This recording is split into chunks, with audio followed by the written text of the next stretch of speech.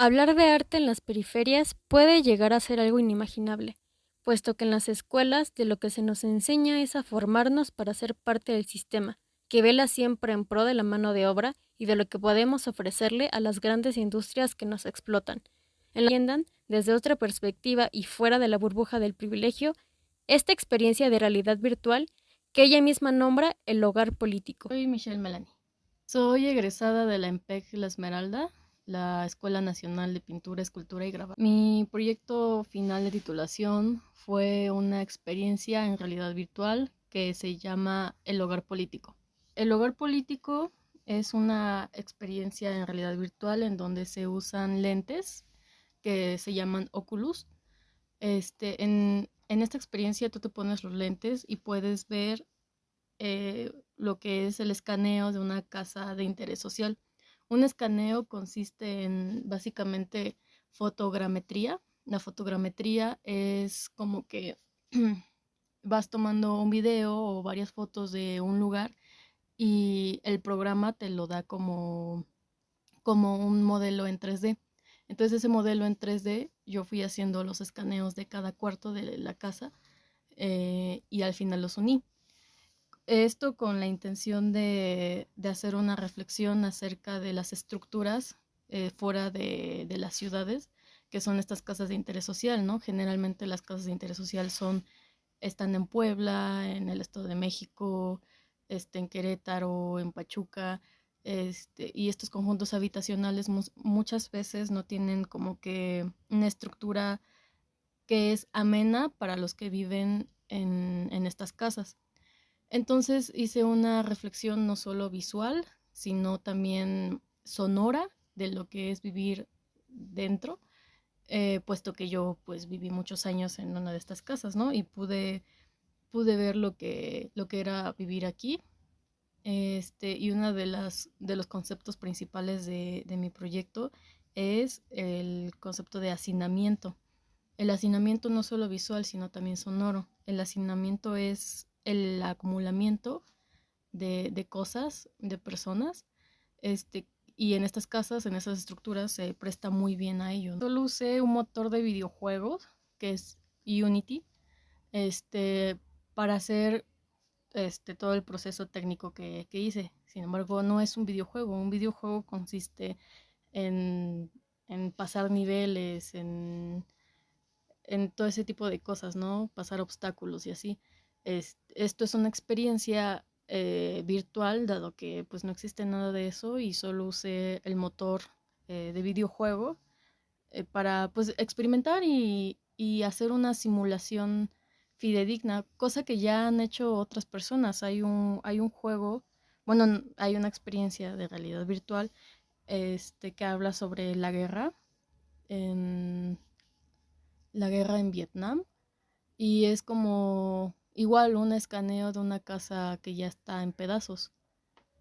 Y tú puedes entrar y puedes escuchar lo que dicen las personas que vivieron ahí. Entonces yo creo que eso sí es un acercamiento a este tipo de experiencias, pues a otras narrativas. La realidad virtual siento que es una herramienta que no se ha aprovechado lo suficiente, puesto que todavía está en proceso de como de pulirse. Todavía hay videojuegos con pocos polígonos porque los lentes de realidad virtual todavía no soportan un gran peso visual, ¿no? El software todavía no lo soporta. Entonces, pues todavía hay videojuegos muy básicos. Pero yo creo que con eso se puede hacer muchísimo. O sea, la interacción que tiene y más que nada el poder de la simulación es muy importante para mí. El hecho de simular una casa de interés social, que tú te pongas los cascos, puedas ver todo, puedas moverte y escuchar todo lo que se vive ahí, es muy importante para mí. La simulación que nos ofrece la realidad virtual yo creo que nos da para poder hablar de otras narrativas que muchas personas no conocen. Yo desde el principio sabía que quería hacer, porque tenía un proyecto antecedente de mi proyecto de titulación que se llama La Casa de la Serpiente. Yo quería seguir aprendiendo de la estructura arquitectónica y de sonido de las casas de interés social y desde el principio sabía que quería hacer. Sin embargo, no sabía cómo hacerlo, ¿no? Cómo proyectarlo. Es entonces que decidí irme por la realidad virtual. Una de las grandes dificultades es que de donde yo vengo, desde la periferia, no nos enseñan a usar softwares de modelaje 3D o de... Yo usé Unity, que es como uno de donde procesan los videojuegos. La mayoría de los videojuegos salen de Unity. Yo no sabía cómo usarlo al principio. Siempre fue como aprendizaje propio, y fue de la mano de varios amigos que también les interesa este tipo de cosas. Pero yo creo que ahí se manifestó una de las grandes dificultades, el no saber y no tener guía de, de cómo usar estos programas, ¿no?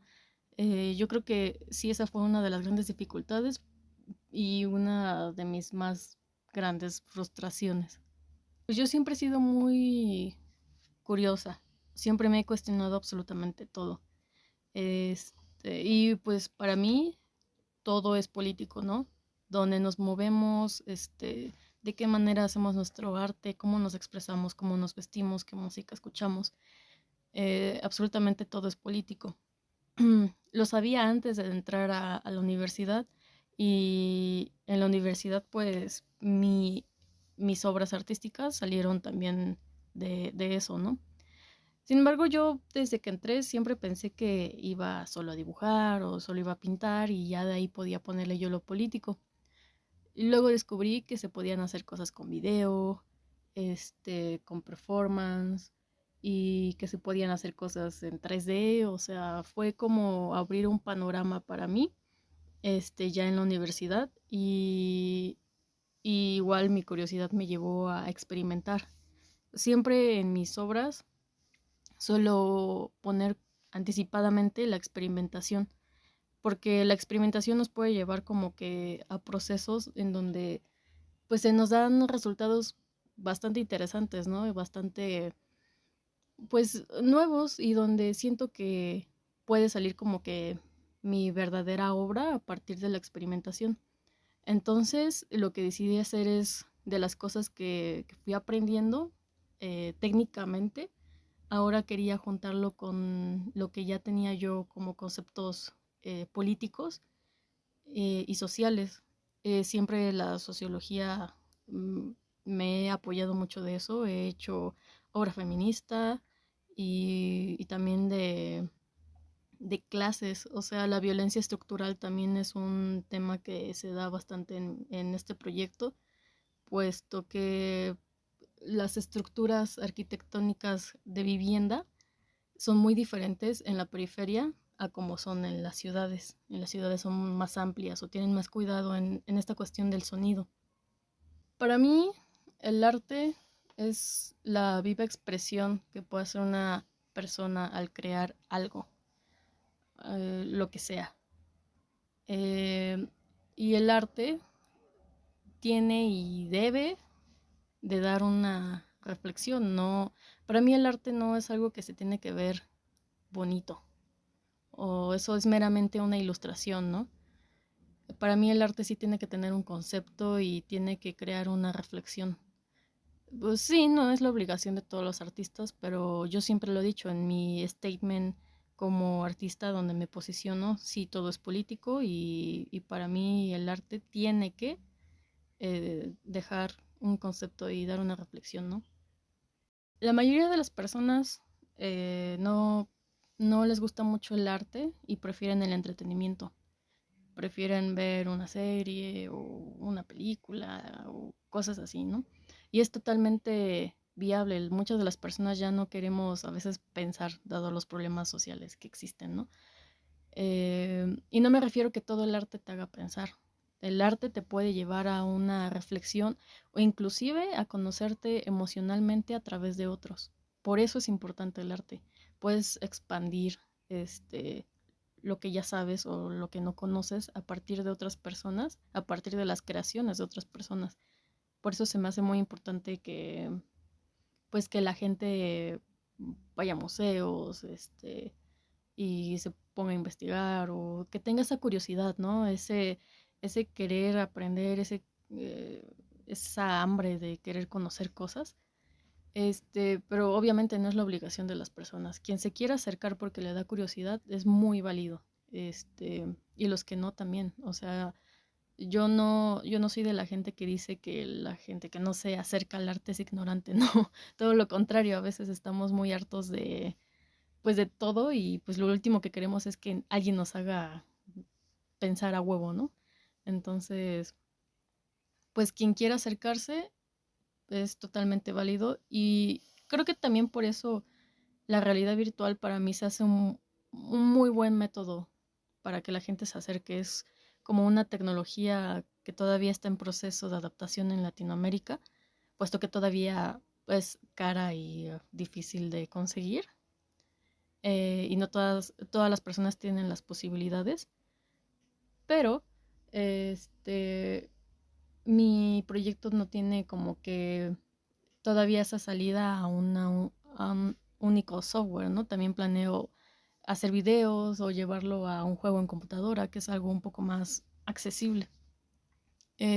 Por lo tanto, también creo que los artistas tienen la obligación de no solo centralizar el arte, sino de también llevarlo a las periferias o a otras ciudades en donde no se tiene la posibilidad. Por ejemplo, en el Estado de México no hay museos. Mm, o sea, los únicos lugares que se tienen son de entretenimiento y por eso igual las personas no tienen como que ese interés, ¿no? Entonces, yo creo que también es como responsabilidad del artista llegar al público. Dentro del elitismo en el que comúnmente se maneja el mundo artístico, se encuentran personas como Michelle, que a través de lo que crea, tiene la necesidad de compartir un mensaje social y de esta forma romper con el ojo prejuicioso del cómo se ha percibido el arte durante décadas y hacerle saber al espectador que es posible acceder a él e incluso tener la posibilidad de vivir de ello de una forma digna. Pero tú que nos observas y escuchas, para ti, ¿qué es el arte?